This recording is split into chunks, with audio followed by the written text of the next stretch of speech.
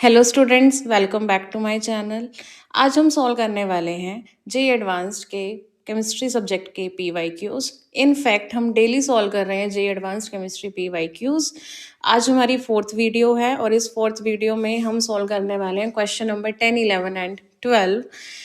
तो पहला जो क्वेश्चन देखते हैं, पहला क्वेश्चन है क्वेश्चन नंबर 10। ये जे एडवांस 2024 पेपर 1 से है।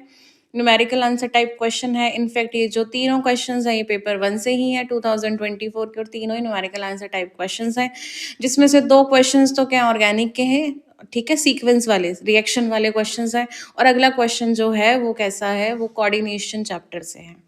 ठीक है, तो क्वेश्चन को पढ़ते हैं हम ज़्यादा टाइम वेस्ट किए।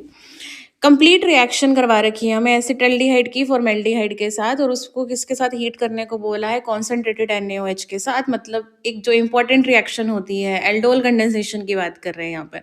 हमें कैसे पता चला कि एल्डोल कंडेंसेशन की बात की जा रही है? तो हमें क्या बोला, एसिटल्डिहाइड। ये हमारे पास क्या होता है, एसिटल्डिहाइड। एसिटल्डिहाइड का ये एसिटल्डिहाइड है, ये इसका कॉमन नेम है। एसिटल्डिहाइड का IUPAC नेम क्या होगा, इथेनॉल। ठीक है, इसकी रिएक्शन किसके साथ करानी है, फॉर्मेल्डिहाइड के साथ करानी है। ये क्या है, फॉर्मेल्डिहाइड है, लेकिन ये कैसा नेम है, ये कॉमन नेम है। इसका IUPAC नेम क्या होता है, मिथेनॉल होता है। ठीक है, इनको अगर आपने किसी बेस में डाल दिया, तो हमने यहाँ पर क्या डाला है, कॉन्सेंट्रेटेड NaOH के साथ डाला है। तो मतलब दो शक जाते हैं हमारे। क्या क्या शक जाते हैं, एक तो या तो एल्डोल कंडेंसेशन होगी, या फिर कौन सी रिएक्शन होगी, या फिर कैनिज़ारो रिएक्शन होगी। अब हमें कैसे पता करना, हमें कैसे पता चलेगा कि एल्डोल होगी या कैनिज़ारो होगी? उसके लिए देखो अल्फा हाइड्रोजन है कि नहीं। अल्फा हाइड्रोजन क्या होता है, अल्फा हाइड्रोजन किस पर होता है, अल्फा कार्बन पर होता है। अल्फा कार्बन कौन सा होता है, जो डायरेक्टली फंक्शनल ग्रुप के साथ कनेक्टेड होता है। तो ये हमारा यहाँ पर ये फंक्शनल ग्रुप है, इसके साथ जो डायरेक्टली कार्बन कनेक्टेड है वो क्या है, अल्फा कार्बन। तो एसिटल्डिहाइड में अल्फा कार्बन है। ये हमारा फंक्शनल ग्रुप है, इसके साथ कोई भी कार्बन नहीं है, तो यहाँ पर अल्फा कार्बन नहीं है। और अल्फा कार्बन पर जो हाइड्रोजन होता है वो अल्फा हाइड्रोजन होता है, तो हमारे एसिटल्डिहाइड के पास अल्फा हाइड्रोजन है। और अगर दोनों रिएक्टेंट्स में से किसी एक के पास भी अल्फा हाइड्रोजन मिल जाएगा, मतलब वहाँ पर आपको एल्डोल कंडेंसेशन करानी है। अगर दोनों रिएक्टेंट के पास अल्फा हाइड्रोजन नहीं मिलता, तो हमें कौन सी रिएक्शन करानी थी, कैनिज़ारो रिएक्शन करानी थी। तो हमें यहाँ पर क्या करानी है, एल्डोल कंडेंसेशन करानी है। एल्डोल कंडेंसेशन के लिए इसका मैकेनिज्म देखें अगर हम, तो इसके मैकेनिज्म में क्या होगा, जो भी आपके पास जिस भी दोनों एसिटल्डिहाइड और फॉर्मेल्डिहाइड में से अल्फा हाइड्रोजन किसके पास मिल रहा है, एसिटल्डिहाइड के पास। जिसके पास अल्फा हाइड्रोजन मिल रहा है उसको क्या कर लो, उसके साथ उसकी रिएक्शन किसके साथ करा दो, बेस के साथ करा दो। तो हम यहाँ पर रिएक्शन किसके साथ करा रहे हैं, इसकी NaOH के साथ करवा रहे हैं। बेस के साथ आप यहाँ पर रिएक्शन करा दो। बेस क्या करेगा, अल्फा हाइड्रोजन को एब्स्ट्रैक्ट कर लेगा। आई रिपीट, बेस क्या करेगा, अल्फा हाइड्रोजन को एब्स्ट्रैक्ट कर लेगा। हाइड्रोजन कैसे निकलेगा, H+ की तरह, तो CH2- बन जाएगा।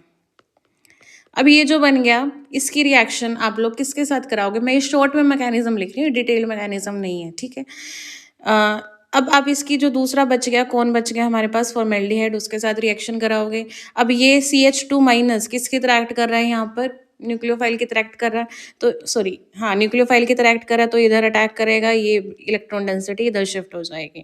तो हमारे पास यहाँ पर क्या बन जाएगा, HCO-। पहले मैं इस पोर्शन को लिख रही हूँ, ये बन जाएगा। फिर क्या आएगा, CH2 C+OH। ठीक है, और आप बेस से हाइड्रोजन वापस ले लोगे। ठीक है, क्योंकि वर्कअप कराना होता है, हम लास्ट में किसी भी प्रोडक्ट को चार्ज स्पीशीज में नहीं छोड़ते हैं, तो हमें इसको न्यूट्रल बनाना होगा। तो ये क्या बन जाएगा, CH2OH CH2C, ये बन जाएगा हमारे पास। ठीक है, बट अब क्या बोला है हमें, अब हमें इन्होंने ये बोला है कि आपको एक्सेस ऑफ फॉर्मेल्डिहाइड में रिएक्शन करानी है। मतलब आपको multiple times aldol condensation perform करवानी है। अभी हमने एक बार एल्डोल कंडेंसेशन परफॉर्म कराई है, लेकिन क्या हर बार हम मैकेनिज्म कर करके देखेंगे, नहीं। आपको क्या नोट करना है, यहाँ पर देखो, यहाँ पर CH3 था, CH3 की जगह ये बन गया, मतलब कि हाइड्रोजन की जगह कौन सा ग्रुप आ गया है, CH2OH ग्रुप आ गया है। हाइड्रोजन की जगह यहाँ पर एक ही हाइड्रोजन है, इसकी जगह CH2OH ग्रुप आ गया है। ठीक है, तो अगर मैंने इसकी मल्टीपल टाइम्स एल्डोल कंडेंसेशन करवा दी है तो क्या बन गया है मेरे पास, CH2, यहाँ ये दोनों हाइड्रोजन रिप्लेस हो जाएंगे किससे, CH2OH ग्रुप के साथ।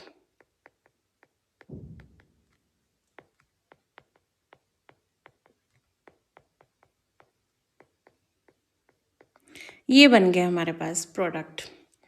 ओके, लेकिन अब दिक्कत क्या है, अब दिक्कत ये है हमारी कि अब इसके पास अल्फा हाइड्रोजन नहीं है, तो ये फर्दर अब एल्डोल कंडेंसेशन, अल्फा हाइड्रोजन कौन सा है यहाँ पर, फंक्शनल ग्रुप के साथ वाला अल्फा कार्बन है, ये अल्फा कार्बन पर अल्फा हाइड्रोजन नहीं है, तो ये फर्दर एल्डोल कंडेंसेशन नहीं करा सकता। मतलब अब क्या कराएंगे, और देखो बात क्या है कि HCOH बचा हुआ है क्योंकि एक्सेस में था, HC double bond O H बचा हुआ है क्योंकि ये एक्सेस में था। मतलब अब दोनों रिएक्टेंट के पास अल्फा हाइड्रोजन नहीं है, तो कौन सी रिएक्शन करवाएंगे हम यहाँ पर, हम यहाँ पर करवाएंगे कैनिज़ारो रिएक्शन। ठीक है, कैनिज़ारो रिएक्शन का मैकेनिज्म डिस्कस नहीं करते हम डिटेल में। कैनिज़ारो रिएक्शन भी बेस की प्रेजेंस में होती है, तो यहाँ पर हमें क्या करवाना है, यहाँ पर एक बार मैं इसको, हाँ यहाँ पर देखो, जो लीस्ट स्टेरिक हिंड्रेड होता है, इन दोनों में से लीस्ट स्टेरिक हिंड्रेड कौन सा है, ये वाला फॉर्मेल्डिहाइड। इसका तो क्या करा दोगे, ऑक्सीडेशन करा दोगे, मतलब इसको किस में कन्वर्ट कर दोगे, ऐसे ऑक्सीडेशन करवाकर इसका सोडियम सोल्ट बनवा दोगे। लेकिन जो दूसरा है, जो ये बल्कियर वाला होता है, उसका क्या करा देते हैं, रिडक्शन करा देते हैं। तो ये वाला जो ग्रुप है ये किस में कन्वर्ट हो जाएगा, CH2OH में कन्वर्ट हो जाएगा।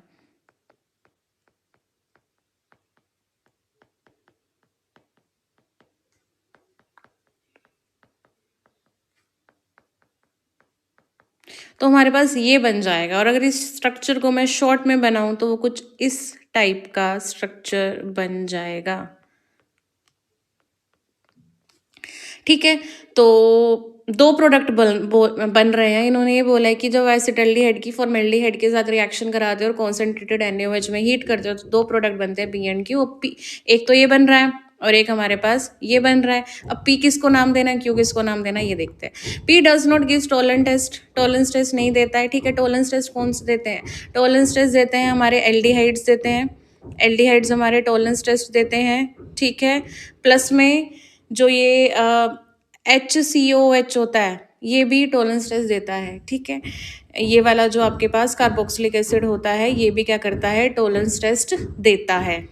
ओके, सो अब हमें क्या करना है, P और Q को आइडेंटिफाई करना है।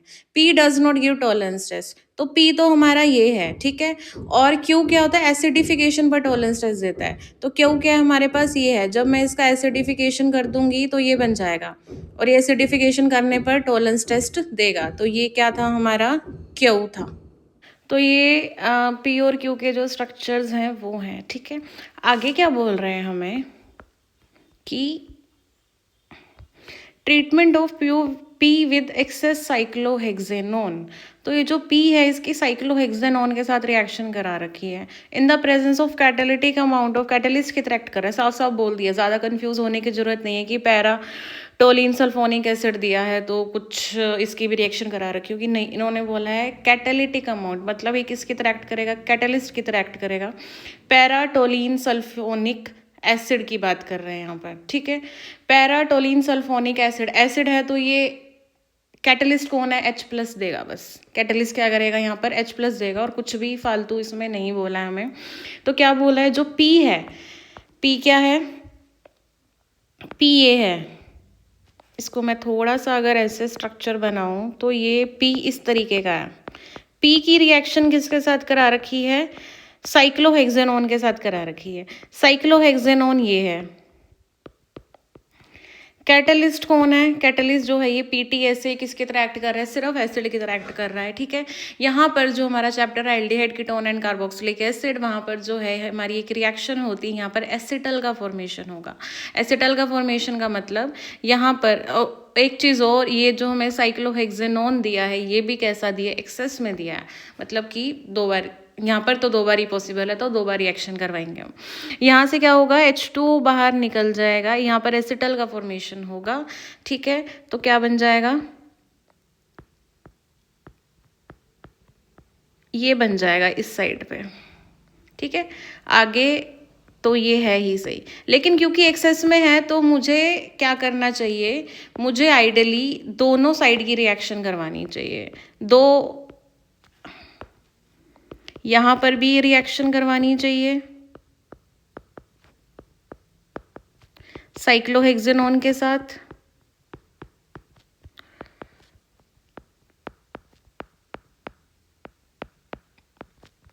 ठीक है। तो यहाँ से भी वाटर मॉलिक्यूल बाहर निकलेगा और यहाँ से भी वाटर मॉलिक्यूल क्या निकलेगा, बाहर निकलेगा। सो स्ट्रक्चर विल बिकम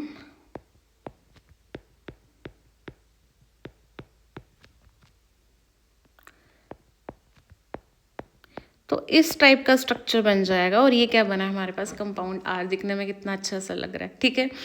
तो क्या बोला है आगे हमें, sum of the number of methylene groups. Methylene groups क्या होते हैं, CH2। CH2 कितने हैं, 1 2 3 4 5। ये CH2 नहीं है ना, क्योंकि इसके ऊपर हाइड्रोजन नहीं है, इस कार्बन के ऊपर, ठीक है। ये कितने हो गए, 5 6 7 8 9 10। नहीं, मैंने स्ट्रक्चर में गड़बड़ कर दी है, इसलिए हाँ, ये स्ट्रक्चर बनेगा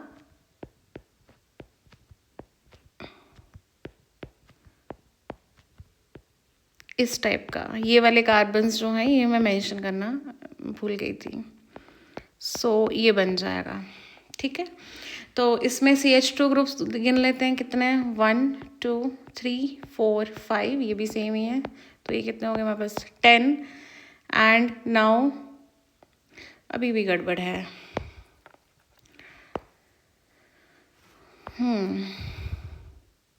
ऐसा है और फिर अब ठीक है,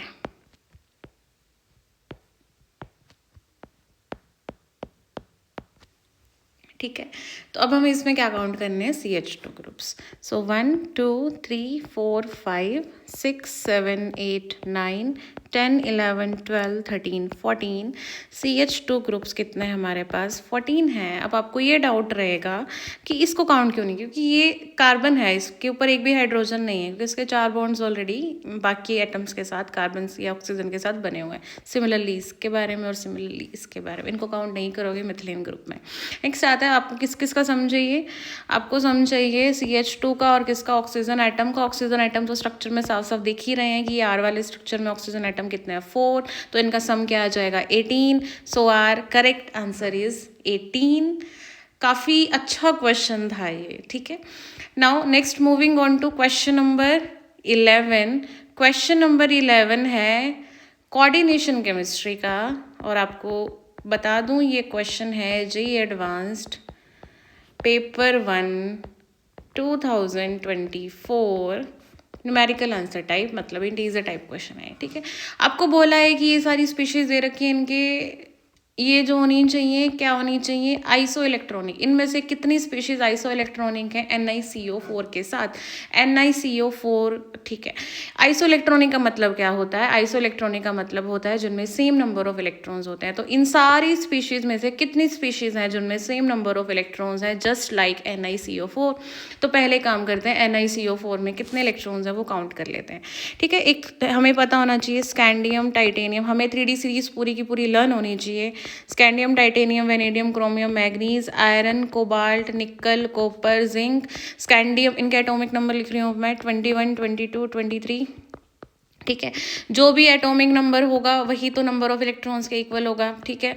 तो अब हमें काउंट करना है, सबसे पहले NiCO4 में काउंट करना है। NiCO4 निकल का एटॉमिक नंबर कितना है, 28, मतलब निकल में इलेक्ट्रॉन्स कितने हैं, 28 है। एक CO कार्बन मोनोऑक्साइड कितने इलेक्ट्रॉन्स देता है, 2, तो 4 कितने देंगे, 8। Net answer is 36। तो आपको ये चेक करना है कि ये सारी जो हमें स्पीशीज दी हैं इनमें से कितने स्पीशीज हैं जिनमें इलेक्ट्रॉन्स कितने हैं, 36।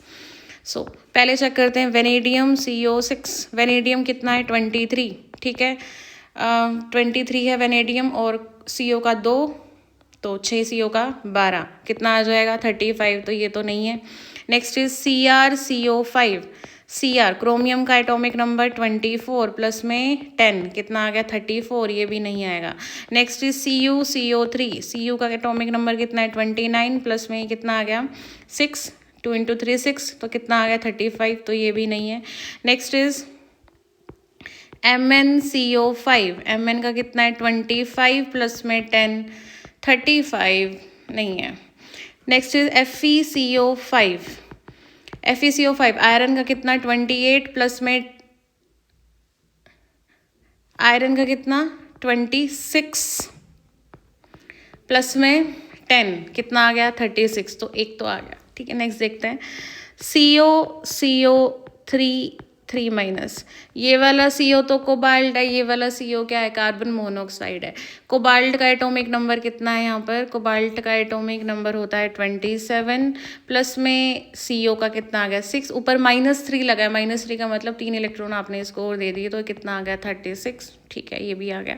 नेक्स्ट आता है CrCO4 माइनस, क्रोमियम का कितना होता है 24 प्लस में, क्योंकि CO 4 है तो कितना आ गया 8 प्लस में 4, तो नेट आंसर कितना आ गया हमारे पास 36, ये भी आ गया। 3 ऑप्शन तो बन गए। नेक्स्ट करते हैं इरीडियम। इरीडियम देखेंगे तो इरीडियम के बारे में देखेंगे तो इरीडियम आता है आपके पास 5D सीरीज़ में, तो उसमें तो इलेक्ट्रॉन्स वैसे ही काफ़ी ज़्यादा होंगे, तो उस मतलब इरीडियम का खुद का एटॉमिक नंबर इतना ज़्यादा होगा कि मतलब उसमें खुद के इलेक्ट्रॉन्स इतने ज़्यादा होंगे वो 36 नहीं पहुंच पाएंगे, तो ये भी आंसर नहीं होगा। So our net answer is 3। कितने स्पीशीज़ हैं जो आइसो इलेक्ट्रॉनिक है NiCO4 के, वो 3 हैं, क्योंकि उनमें एग्जैक्टली 36 इलेक्ट्रॉन्स आ रहे हैं। ठीक है, now moving on to the next question, question number 12। Okay, so इस क्वेश्चन में क्या कह रहे हैं हमें, फॉलोइंग ये रिएक्शन सीक्वेंस दिया है। पहले तो मैं प्रोडक्ट P की बात करने हैं यहाँ पर। तो जब भी ऐसे ये कार्बन एटम इतने ज़्यादा आ जाए, यहाँ पर 15 आ रहा है, तो वो चांसेस होते हैं कि वो सोप्स एंड डिटर्जेंट्स मतलब या सोप या डिटर्जेंट टाइप में कुछ है, मतलब उसमें आपको एस्टर टाइप ऑफ ग्रुप मिलना वाला है। तो देखते हैं पहला क्या करा रखा है आपको, पहला ये दे रखा है H, उसके बाद ये यहाँ पर ये कार्बन 15 है आपके पास, इसको थोड़ा अच्छे से लिख लेते हैं हम, H, फिर यहाँ पर हमारे पास CH2 ग्रुप है 15 टाइम्स, एंड देन क्या है हमारे पास CO2ET है। तो पहले इसकी रिएक्शन करा रखी है हमारे पास Hg2 प्लस इन H3O प्लस। जब भी एल्काइन की Hg2 प्लस के साथ रिएक्शन कराते हैं तो डबल बॉन्ड पर वाटर का एडिशन हो जाता है। जब भी एल्काइन की Hg2 प्लस के साथ रिएक्शन कराते हैं तो ट्रिपल बॉन्ड पर वाटर का एडिशन हो जाता है। तो ट्रिपल बॉन्ड किस में कन्वर्ट हो जाता है, डबल बॉन्ड में कन्वर्ट हो जाता है। तो एक ये कार्बन मेरे पास, एक ये कार्बन है और एक मेरे पास ये वाला कार्बन है। तो कौन से कार्बन पर OH, वाटर का मतलब एक कार्बन पर H और एक कार्बन पर OH का एडिशन करना है। कौन से कार्बन पर OH का एडिशन करोगे, जहाँ पर कार्बोकेटाइन ज़्यादा स्टेबल बन रहा होगा। तो ये वाला जो कार्बन नंबर 1 और 2 में अगर मैं चेक करूँ तो जो कार्बन नंबर 2 है उस पर कार्बोकेटाइन ज़्यादा स्टेबल बन रहा होगा। सो ये कार्बन नंबर, इसको थोड़ा ऐसे टेढ़ा सा बना देते हैं, H ये कार्बन नंबर 1 है और ये मेरा कार्बन नंबर 2 है। इस पर double bond, triple bond double bond में कन्वर्ट हो जाएगा और एक कार्बन पर H और एक कार्बन पर OH बन जाएगा। नेक्स्ट क्या है हमारे पास CH2 15 टाइम्स है, एंड देन हमारे पास CO2ET है। अब क्या करना है, हाँ अब होता है इसमें ये क्या बना है, इनॉल फॉर्म बनी है। इनॉल फॉर्म से ज़्यादा कीटो इनॉल टॉटोमेरिज्म यहाँ पर देखने को मिलेगा। इनॉल फॉर्म से ज़्यादा स्टेबल फॉर्म कौन सी होती है, कीटो फॉर्म ज़्यादा स्टेबल होती है। तो ये कन्वर्ट हो जाएंगे, इक्विलिब्रियम होता है इनके बीच में। तो ये HC इसकी बन जाएगी हमारे पास ये कीटो फॉर्म। तो अगर मुझे इस स्ट्रक्चर को अच्छे से लिखना है तो वो क्या लिखेंगे हम लोग, वो ऐसे लिखा जाएगा CH3 C double bond O CH2 15 CO2ET। इसके बाद क्या करोगे आप, इसकी रिएक्शन किसके साथ कराओगे, सेकंड स्टेप में क्या दे रखा है हमें ZnHgHCl।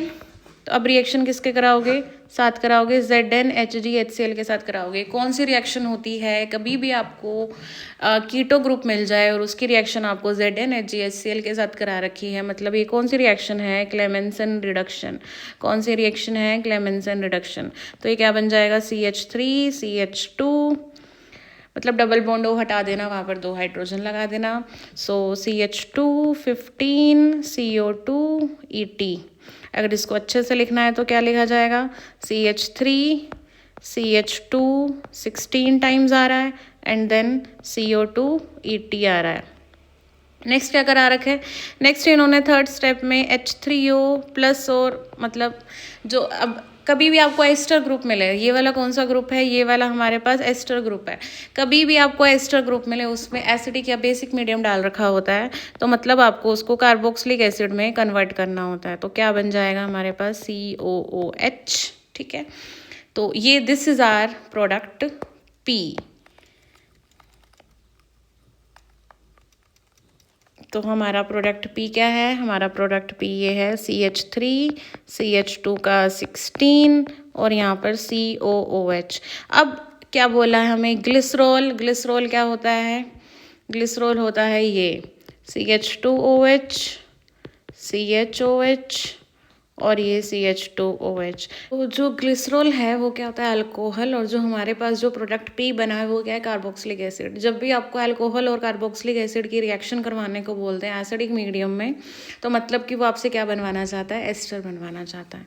तो जब हम इनकी एसिडिक मीडियम में रिएक्शन करवा देंगे, जब हम इनकी एसिडिक मीडियम में रिएक्शन करवा देंगे, तो पहले काम करते हैं इनको थोड़ा अच्छे से रीअरेंज कर देते हैं। तो ये हमारे पास क्या है, ग्लिसरॉल है,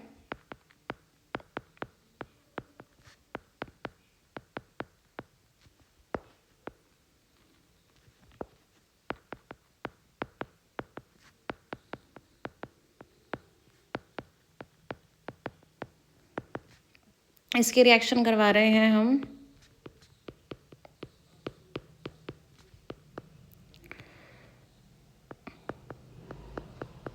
इसके साथ। तो यहाँ पर एस्टर का फॉर्मेशन हो जाएगा और इसकी जो है आपको 3 यूनिट्स यूज़ होंगी यहाँ पर। यहाँ से ऐसे वाटर का रिमूवल हो जाएगा और हर OH पे 3 एस्टर बन जाएंगे। तो क्या बन जाएगा ये CH2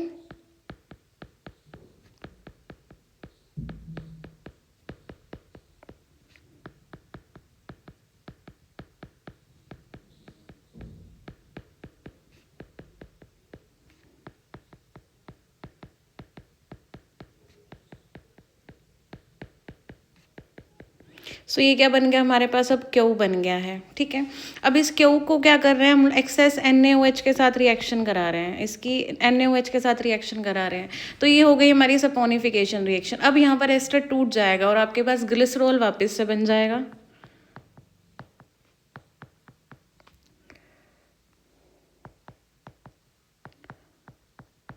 और जो हमारा जो शुरू में जो ये था, अब इसकी जगह क्या बन जाएगा आपके पास, कार्बोक्सिलेट आयन बन जाता है, सोडियम सोल्ट, क्योंकि हमें NaOH यूज़ कर रहे हैं तो sodium salt of carboxylic acid बन जाएगा।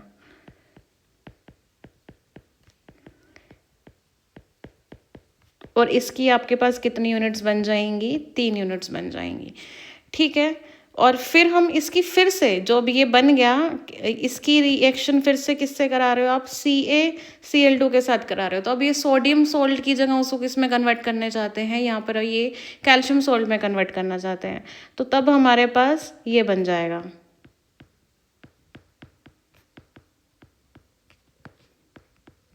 ये इसका कैल्शियम सोल्ट बन गया हमारे पास। ठीक है, तो ये क्या बन गया हमारे पास, R बन गया। अब क्या कह रहे हैं क्वेश्चन में, starting from 1 mole of Q। जब आपने 1 मोल ऑफ Q से स्टार्ट किया था तो ये हमारे पास Q बना था, Q का हमने क्या लिया था, 1 मोल लिया था। तो amount of R produced in grams is. ठीक है, तो जब मैं Q का 1 मोल ले रही हूँ तो मेरे को ये बताओ कि आपके पास इसके कितने मोल बन जाएंगे, इसके हमारे पास 3 मोल्स बन जाएंगे। जब हम क्यू का 1 मोल ले रहे हैं तो उससे तो 3 हमारे पास ये sodium salt of carboxylic acid अलग हो रहे हैं। ठीक है, और जब